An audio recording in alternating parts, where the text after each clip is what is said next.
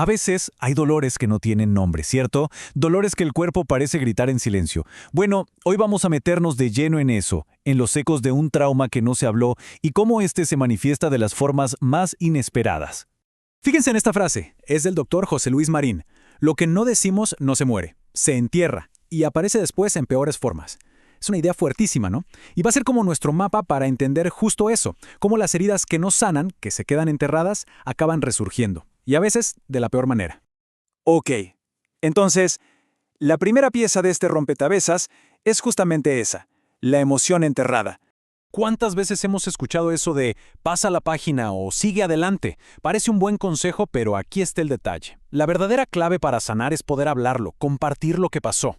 Porque cuando te obligan a callar o cuando uno mismo se impone ese silencio, la herida no cierra.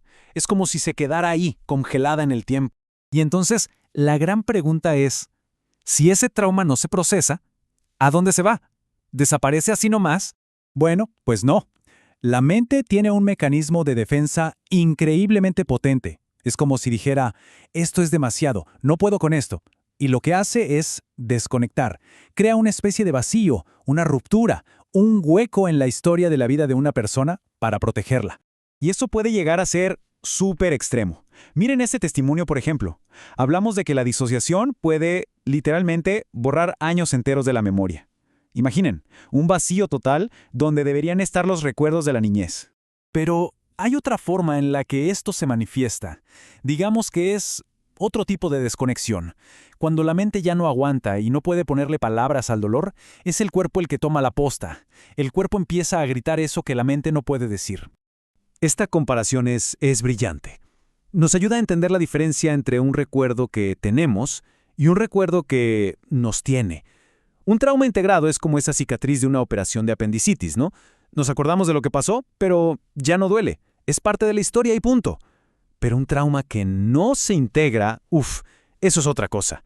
Es una herida abierta, sigue sangrando en el presente. Y a veces le ponemos otros nombres para intentar entenderlo. Fibromialgia, ansiedad crónica, migrañas.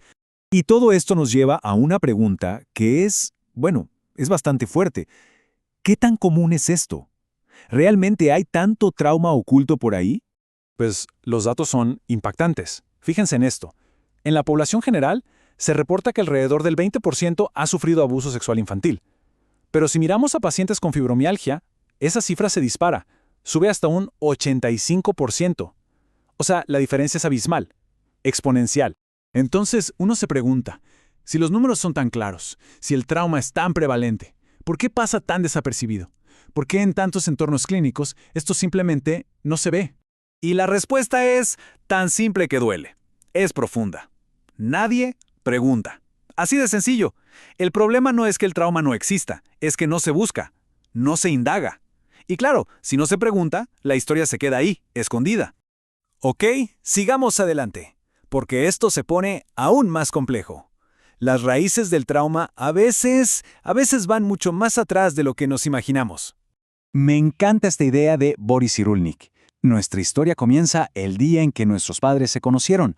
¡Wow! Piénsenlo, esto cambia todo. Sugiere que la biografía personal no empieza cuando nacemos, sino mucho antes. Empieza en la historia de nuestros padres, en lo que ellos vivieron, en sus propios conflictos, hasta en su genética.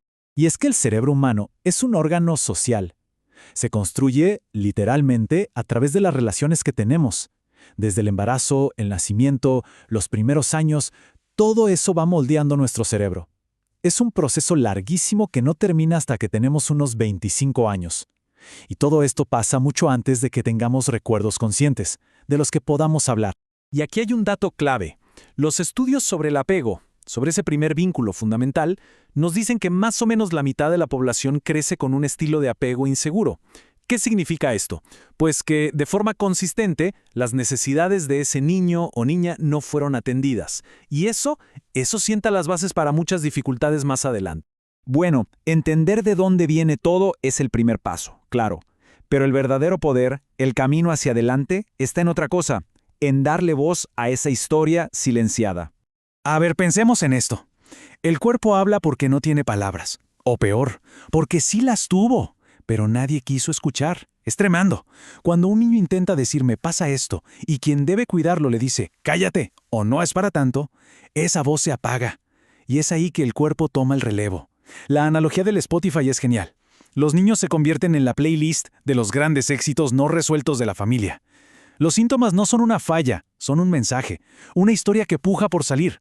Y esto nos lleva a un cambio de perspectiva radical, como lo dice Johann Hari. La depresión no está en tu cerebro, la depresión está en tu vida. El punto no es negar que haya procesos químicos, claro que no, pero es cambiar el foco. En lugar de solo preguntarnos qué está mal en este cerebro, la pregunta debería ser, ¿qué le ha pasado a esta persona en su vida para que se sienta así?